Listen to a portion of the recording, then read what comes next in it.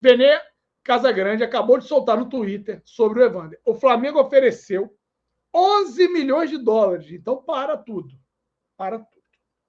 Ou a minha matemática está muito ruim, piorou consideravelmente, ou 11 milhões é muito mais do que 30 milhões, como foi noticiado pelo GE.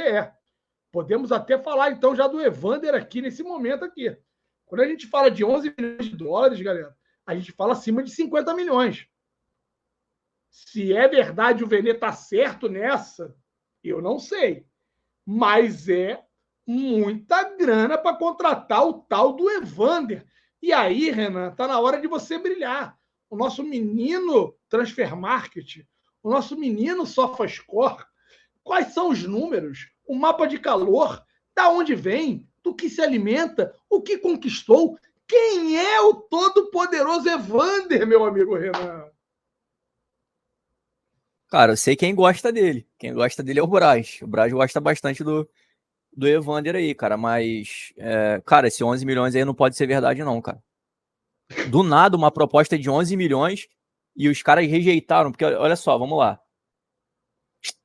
Transfer Market, Evander. Jogador de 25 anos e é um meio-campista.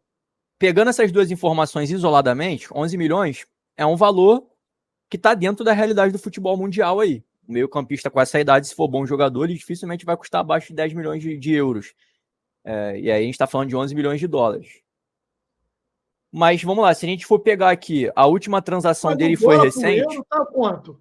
O dólar está 4,80, o euro deve estar 5,20, 5,30. Também não é então, uma diferença tão grande. eu acho que em escala acaba ficando grande, né? Mas vamos lá. Ele sai de um time da Europa lá, que não sei nem falar o nome desse time aqui, mano. Time da, sei lá, da Noruega, sei lá que porra que é isso. Aí veio para os Estados Unidos aqui, para o Portland, por 9 milhões de euros, essa negociação.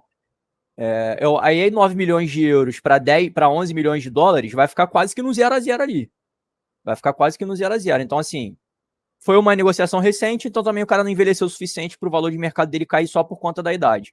E aí, quando a gente vai para o desempenho dele, ele é um cara que jogou 27 jogos, 25 como titular, tem uma média de 82 minutos por partida, só fez 9 gols.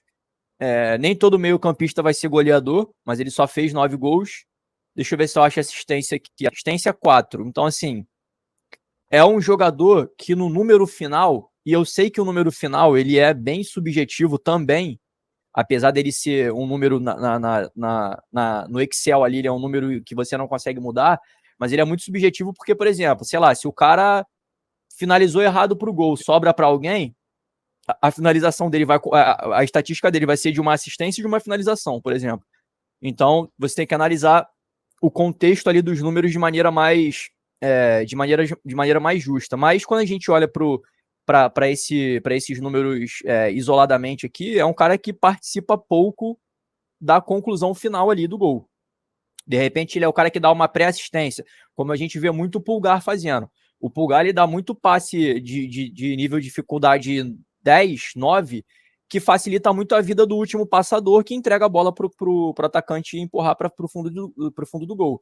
Mas, cara, vamos lá, cara. 11 milhões de dólares para um jogador que é pouco badalado, pelo menos assim, é pouco badalado no senso comum do futebol, é uma parada muito estranha, cara. Assim, e aí eu também não quero ser leviano em falar que existe um sobrepreço autorizado pelo Flamengo, por motivos ali que a gente não tem como saber, porque eu não acompanho o futebol do cara.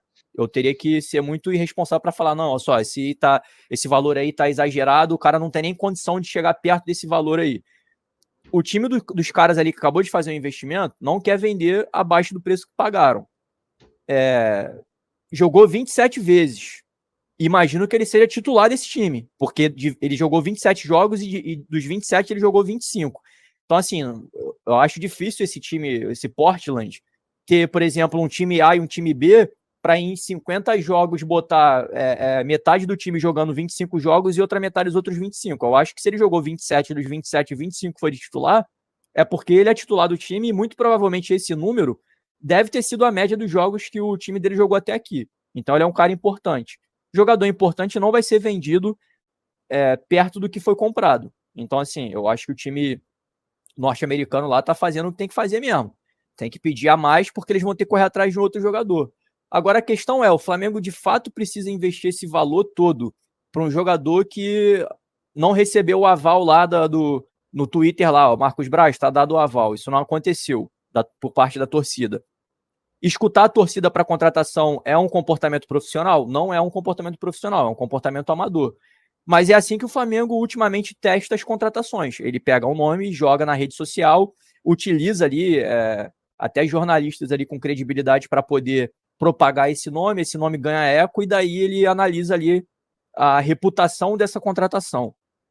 Então, assim, dentro do ecossistema Flamengo, é um nome que, pelo menos para a torcida, gera muita dúvida. E o pior, é uma dúvida que vai custar dinheiro suficiente para asfixiar o orçamento do Flamengo para cobrir as carências que a gente já sabe que existem de 2023. Quando chega o De La Cruz, eu tenho o Arrascaeta, tenho o Pulgar, contratei o Alan no ano passado e tenho o Gerson, cara, não é no meio de campo que eu preciso ter jogadores em excesso. Eu preciso resolver posições que eu não tenho titular. E a lateral direita eu não tenho titular, e a lateral esquerda eu não tenho alguém que ofereça ao Ayrton Lucas motivos para não ficar acomodado. Que no ano passado, o final da temporada, o Ayrton Lucas parecia um cara acomodado, porque tinha ali um lateral que tem um nível técnico estratosférico, que é o Felipe Luiz, mas que não tinha condição nenhuma fisicamente de disputar essa titularidade, tanto é que no final do ano ele encerra a sua carreira. E o Flamengo não tá fechando os olhos ali para isso. Outra coisa, a gente perdeu o Rodrigo Caio, tudo bem, não era titular, mas o Flamengo já demonstrava carências do sistema de defesa ali. A gente passou a contar com atuações do Fabrício Bruno, que para mim são um pouco acima do que ele consegue entregar. Eu acho que ele conseguiu entregar muito além do esperado. Quando o Flamengo traz o Fabrício Bruno, traz para ser um jogador de composição de elenco e vira o titular absoluto com méritos. Então, assim, o Flamengo precisa ter outro zagueiro ali, porque o nosso zagueiro mais técnico está envelhecido e não entrega mais futebol, que é o Davi Luiz. O Rodrigo Caio, que é provavelmente o melhor tecnicamente falando, não tem condição de jogar futebol profissional, tanto é que não encontrou clube. E o Flamengo ainda não concretizou a contratação de um zagueiro. Eu preferiria economizar esse 11 milhões num jogador que é uma dúvida, pode ser um baita do jogador caso venha, mas é uma dúvida, não conta com a simpatia da torcida, e eu tenho outras carências que eu posso, por exemplo, pegar desses 11 milhões, botar mais 1 milhão no Ortiz, botar mais 1,5 milhão na lateral esquerda e resolver o meu time titular. O Evander não vem hoje para ser titular. Não vem hoje, assim. Eu tenho o Arrascaeta, eu tenho o Gerson, eu tenho De La Cruz. Todos esses jogadores eu gastei mais do que esses 11 milhões. Eu preciso acomodar em algum momento ali o Cebolinha, que terminou uma boa temporada e custou mais caro do que isso também. Eu vou ter um Gabigol no banco. Eu tenho um Pedro que precisa jogar porque é o cara que tem mais capacidade de finalização. Eu tenho o Bruno Henrique que tem história. Cara, o Evander não vai ser titular. Ele não vem como titular. Ele pode virar titular, mas ele não vem como titular. E eu tenho posição de titular hoje, pô.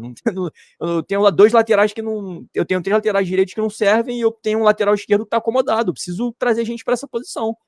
Então, assim, é inexplicável essa insistência. Se o Flamengo tivesse com o time titular todo resolvido e quisesse trazer mais um meia e tivesse sobrando muita grana, aí eu não ia nem ficar tão bolado com o investimento, que para mim é bem suspeito.